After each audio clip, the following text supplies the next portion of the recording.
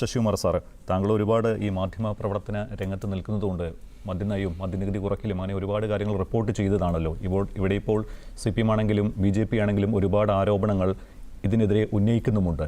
ശരിക്കും താങ്കൾ സംശയിക്കുന്നുണ്ടോ ഈ ഒരു ഇടപാട് സംശയാസ്പദമാണോ, ഡീലുണ്ടോ, ഇവിടെ അനാവശ്യ ധൃതി കാണിച്ചോ, എങ്ങനെയാണ് താങ്കൾ നോക്കിക്കാണുന്നത്?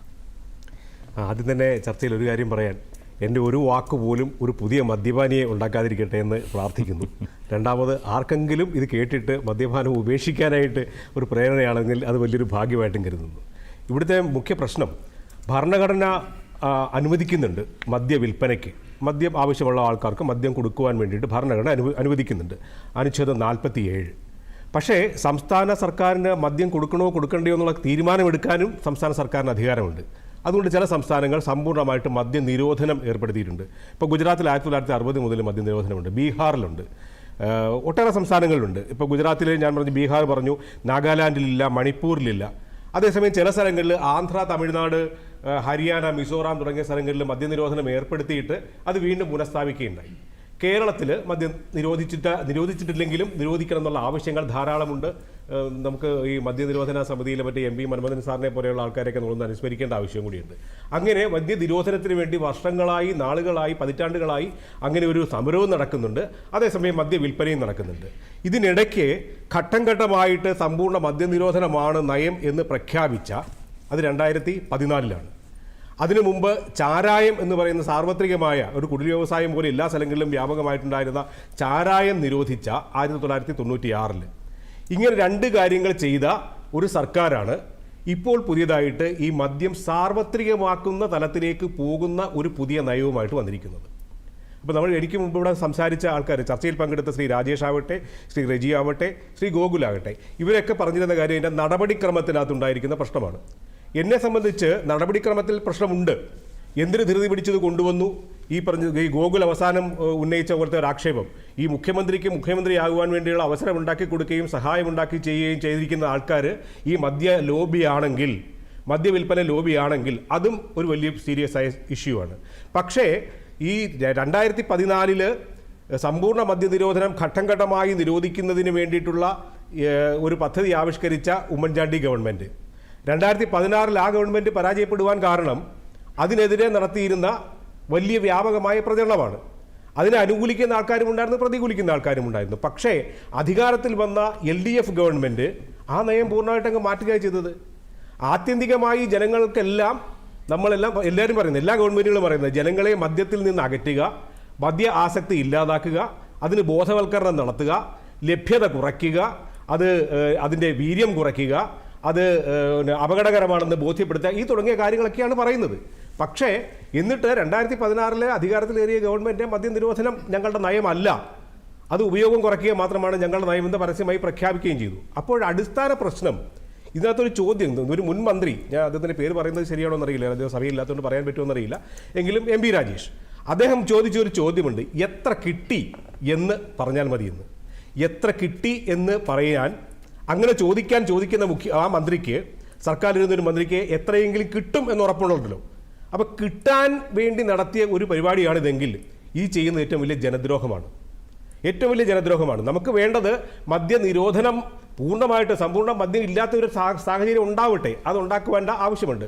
പക്ഷേ അങ്ങനെ പറയുന്ന സമയത്ത് നമ്മൾ ചില കാര്യങ്ങൾ കൂടി ആലോചിക്കണം. അപ്പോൾ ചാണക്യൻ്റെ അർത്ഥശാസ്ത്രത്തിൽ പറയുന്നുണ്ട്, മദ്യം ജനങ്ങൾക്ക് ആവശ്യമുണ്ടെങ്കിൽ അത് കൊടുക്കാം, പക്ഷേ അത് കൊടുക്കുന്നത് ഗവൺമെൻറ്റിൻ്റെ നിയന്ത്രണത്തിലായിരിക്കണം, സമ്പൂർണ്ണമായി ഗവൺമെൻറ്റിൻ്റെ നിയന്ത്രണത്തിലായിരിക്കണം. അപ്പോൾ പറയും, ശ്രീ റജി ചോദിച്ചതുപോലെ, ഗവൺമെൻറ്റിൻ്റെ ഒറ്റ ഏജൻസി ഇല്ലാതെ ബെവ്കോ മാത്രമല്ലേ മദ്യം കൊടുക്കുന്നത്. പക്ഷേ അത് കൊടുക്കുമ്പോഴും അതിനൊരു നയം ഉണ്ടാവണം.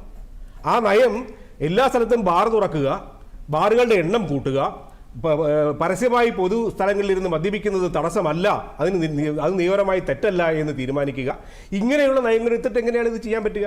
അപ്പോൾ ചാണക്യൻ പറഞ്ഞതനുസരിച്ച് ഒരു മെഡിസിൻ പോലെ ഇത് മദ്യം ആവശ്യമാണ്, അതില്ലാതെ ജീവിക്കാൻ പറ്റില്ല എന്നുള്ള ആളുകൾ ഉണ്ടെങ്കിൽ അവർക്ക് മദ്യം കൊടുക്കുന്നതിൽ തെറ്റില്ല, അതുവഴി നികുതി ഏർപ്പെടുത്തുന്നതിൽ തെറ്റില്ല, നികുതി വാങ്ങുന്നതിൽ തെറ്റില്ല. പക്ഷേ നമ്മൾ കേരളത്തിൻ്റെ ഒരു കാര്യം എടുത്ത് നോക്കിക്കഴിഞ്ഞാൽ ഇതിൻ്റെ ചില കണക്കുകളൊക്കെ എടുത്ത് നോക്കിക്കഴിഞ്ഞാൽ അത് എനിക്കൊരു ആഗ്രഹമുണ്ട് കേരളത്തിലെ സർക്കാർ അങ്ങനെ ഒരു കാര്യം ചെയ്താലോ എന്ന്. കാര്യം കേരളത്തിലെ പുതിയ സർക്കാർ വന്ന സമയത്ത് നമ്മുടെ ധനകാര്യ സ്ഥിതി കാണിക്കാൻ വേണ്ടി ഒരു ധവളപത്രം കൊണ്ടുവന്നല്ലോ, സാമ്പത്തിക ധവളപത്രം. അതിനെതിരായിട്ട് മുൻ സർക്കാർ വേറൊരു സാമ്പത്തിക ധവളപത്രം കൊണ്ടുവരിക. അപ്പോൾ രണ്ടുപേരും ധവളപത്രം കൊണ്ടുവന്നു, രണ്ടുപേരും കൊണ്ടുവരട്ടെ. മുമ്പ് ഭരിച്ച സർക്കാരിൻ്റെ ആൾക്കാർ, ഇപ്പോഴത്തെ പ്രതിപക്ഷത്തിരിക്കുന്ന ആൾക്കാരും കൊണ്ടുവരട്ടെ, ഇപ്പോഴത്തെ ആൾക്കാരും കൊണ്ടുവരട്ടെ. ഈ മദ്യം വിറ്റിട്ട് സംസ്ഥാന സർക്കാരിന് കിട്ടുന്ന പണം, അതിൻ്റെ ലാഭം എന്താണ്? അവർ പറയുന്നത് ഇത് വിദ്യാഭ്യാസ മേഖലയിൽ മദ്യത്തിൽ നിന്ന് കിട്ടുന്ന പൈസ നിക്ഷേപിക്കുന്നുണ്ട്, ഉപയോഗിക്കുന്നുണ്ട്, ആരോഗ്യ മേഖലയിൽ ഉപയോഗിക്കുന്നുണ്ട്, നിർമ്മാണ മേഖലയിൽ ഉപയോഗിക്കുന്നുണ്ട്, സാമൂഹ്യ പെൻഷൻ കൊടുക്കുവാൻ വേണ്ടി സാമൂഹ്യ ക്ഷേമ കാര്യങ്ങൾ ഉപയോഗിക്കുന്നുണ്ട് എന്നെല്ലാം പറയുമ്പോൾ മനസ്സിലാക്കേണ്ട കാര്യം, ഏറ്റവും കൂടുതൽ ഈ മദ്യം ഉണ്ടാക്കുന്ന വിപത്ത് കൊണ്ട് തകരുന്ന കുടുംബങ്ങൾ, തകരുന്ന വ്യക്തികളുടെ ആരോഗ്യം, ആ ആരോഗ്യത്തിന് വേണ്ടി ചെലവഴിക്കുന്ന പണം, ഇതെല്ലാം വെച്ച് കണക്കാക്കി നോക്കുമ്പോൾ നമുക്ക് നഷ്ടം തന്നെയാണ്. അപ്പോൾ മദ്യത്തിൽ നിന്ന് കിട്ടുന്ന ലാഭം കൊണ്ട് ഗവൺമെൻറ്റിനെ നയിക്കുന്നു, ഗവൺമെൻറ് ഓടിക്കുന്നു എന്ന് ചില ആക്ഷേപം ഉണ്ടാകുമ്പോൾ മദ്യത്തിൽ നിന്നുമല്ല, ലോട്ടറിയിൽ നിന്നുമല്ല ഞങ്ങൾക്ക് കിട്ടുന്നത്, അല്ലാതെ കിട്ടുന്ന നികുതിയാണെന്ന് പറയുന്നു. പക്ഷേ മദ്യത്തിൽ നിന്ന് പൈസ കിട്ടുന്നുണ്ടെന്ന് പറയും. ഇതെല്ലാം തമ്മിൽ ഈ പറഞ്ഞ പോലെ വിരോധാഭാസം എന്നല്ല, ആ വാക്ക് എനിക്കൊന്ന് വൈരുദ്ധ്യം തന്നെയാണ്. ഇതേ ഗവൺമെൻറ് തന്നെയാണ് ഈ നേരത്തെ പറഞ്ഞതുപോലെ തൂഫാൻ എന്ന് പറഞ്ഞൊരു പുതിയ പദ്ധതി ആവിഷ്കരിച്ച് ലഹരിക്കെതിരെ നടത്തുന്നു. ഒരു സമയത്ത് ലഹരിക്കെതിരെ നടത്തുന്നു, ഒരു സമയത്ത് ലഹരി എന്ന് പറയുന്നത് കുറഞ്ഞ ലഹരി സാർവത്രികമാക്കുന്ന, ഒന്ന് ആലോചിച്ച് നോക്കണം. ഞാനൊരു ചെറിയ കണക്ക് പറയാം. 2018 മുതൽ 2021 വരെയുള്ള ഒരു കണക്കിൽ 41,389 പേര് പേർക്ക് ചികിത്സ കൊടുത്തിട്ടുണ്ട് സർക്കാർ, ഈ മദ്യത്തിൻ്റെ ലഹരിക്ക് അടിപ്പെട്ട ആൾക്കാർക്ക്. അതിനുവേണ്ടി ഒരു 37 കോടി രൂപ, 37.52 കോടി രൂപ ചെലവഴിച്ചതായും കണക്കുകൾ കാണുന്നുണ്ട്. 2018 മുതൽ 2025 മുതലുള്ള ടോട്ടൽ കണക്കെടുത്തു കഴിഞ്ഞാൽ 1,57 ലക്ഷം പേർക്ക് ചികിത്സ കൊടുത്തിട്ടുണ്ട്. 2021 682 പേര് ചികിത്സ നേടിയ ആൾക്കാരെ നമ്മൾ ആലോചിക്കേണ്ട കാര്യമാണ്, സമൂഹം തിരിച്ചറിയേണ്ട കാര്യമാണ്. അത് പ്രായപൂർത്തിയാകാത്ത കുട്ടികളാണ്. മദ്യത്തിൻ്റെ ഉപയോഗത്തിൻ്റെ അടിസ്ഥാനത്തിൽ ലഹരിക്കടിപ്പെട്ട ആൾക്കാർ 2022 1283 ആയിരുന്നു. 2023 അത് 1982 2024 2880 2025 2 മാസം കൊണ്ട് മാത്രം 588 പേര്. അങ്ങനെ കണക്കാക്കിയത് 3000-ലേറെ ആൾക്കാർ. ഇന്ന് പ്രതിവർഷം പ്രായപൂർത്തിയാകാത്ത കുട്ടികൾ പോലും മദ്യത്തിന് അടിപ്പെടുന്ന ഒരു കാലത്തിലേക്ക് നമ്മൾ നയിച്ചുകൊണ്ട് പോകുമ്പോൾ കോള കിട്ടുന്നത് പോലെ, സോഡ കിട്ടുന്നത് പോലെ മദ്യം കിട്ടുന്ന ഒരു സംവിധാനത്തിലേക്ക് മാറുന്ന ഒരു സാഹചര്യം ഉണ്ടാകുന്നു. അല്ലെങ്കിൽ പറയട്ടെ, ബെവ്കോ മാത്രമേ ഇത് വിതരണം ചെയ്യുന്നുള്ളെങ്കിൽ, അല്ലെങ്കിൽ പർട്ടിക്കുലർ കൗണ്ടറുകൾ മാത്രമേ വിതരണം ചെയ്യുന്നുള്ളെങ്കിൽ ആവശ്യത്തിനനുസരിച്ച് ഇത് കൂട്ടിക്കൊണ്ടിരിക്കുകയല്ലേ. മദ്യം കുറയ്ക്കുക, ഉപഭോഗം കുറയ്ക്കുക, ഉപയോഗം കുറയ്ക്കുക എന്നുള്ള പദ്ധതിയാണെങ്കിൽ ഉൽപ്പാദനം കുറയ്ക്കുകയല്ലേ വേണ്ടത്. അങ്ങനെയല്ലല്ലോ ചെയ്യുന്നത്, കൂടിക്കൊണ്ടിരിക്കുകയാണ്. ഇങ്ങനെ കിട്ടുന്ന ഈ പണം, ഇങ്ങനെ കിട്ടുന്ന ഈ നികുതി പണത്തിന് അതിന് പോലും ഒരു പേരുണ്ട്. ആ പേര് സിൻ ടാക്സ് എന്നാണ്. അത് നമ്മുടെ ഇന്ത്യയിൽ അത് ഏർപ്പെടുത്തിയിട്ടില്ല, പക്ഷേ അതിനറിയപ്പെടുന്നത് സിൻ ടാക്സ് എന്നാണ്. ഹാനികരമായ കാര്യങ്ങൾ അത് വിറ്റോ, അത് വ്യാപാരം ചെയ്തോ, അത് ഉൽപ്പാദിപ്പിച്ചോ, വിനിമയം ചെയ്തോ നേടുന്ന ടാക്സിനെ സിൻ ടാക്സ് എന്നാണ് പറയുന്നത്. അതിന് അതൊക്കെ പാപ നികുതി എന്നൊക്കെ പറയാം. പക്ഷേ ഈ ചോരപ്പണം പോലെയല്ല കേട്ടോ. അത് പാപ നികുതി എന്ന് പറഞ്ഞാൽ പാപം ചെയ്തതിൻ്റെ അടിസ്ഥാനത്തിലല്ല, മോശമായ അതേ സമൂഹത്തിന് ഹാനികരമായ കാര്യങ്ങൾ വിറ്റ് അതിൽ നിന്ന് നേടുന്ന ടാക്സിനെ സിൻ ടാക്സ് എന്ന് വിളിക്കുന്നത്. ഒരു വലിയൊരു മഹാപാപമാണ് ഇപ്പോൾ നമ്മൾ ചെയ്തുകൊണ്ടിരിക്കുന്നത്.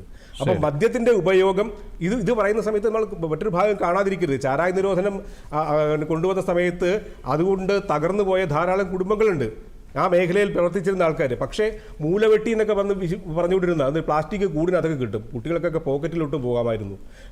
അങ്ങനെ മൂലവെട്ടി എന്നൊക്കെ വിളിക്കുന്ന ചില നാടൻ ചാരായങ്ങൾ, ആ ചാരായം പോലും നിരോധിച്ച സമയത്ത് ഉണ്ടായ വലിയൊരു സാമൂഹ്യ പ്രശ്നമുണ്ടായിരുന്നു. പക്ഷേ അതിനെ നമ്മൾ അതിജീവിച്ചു.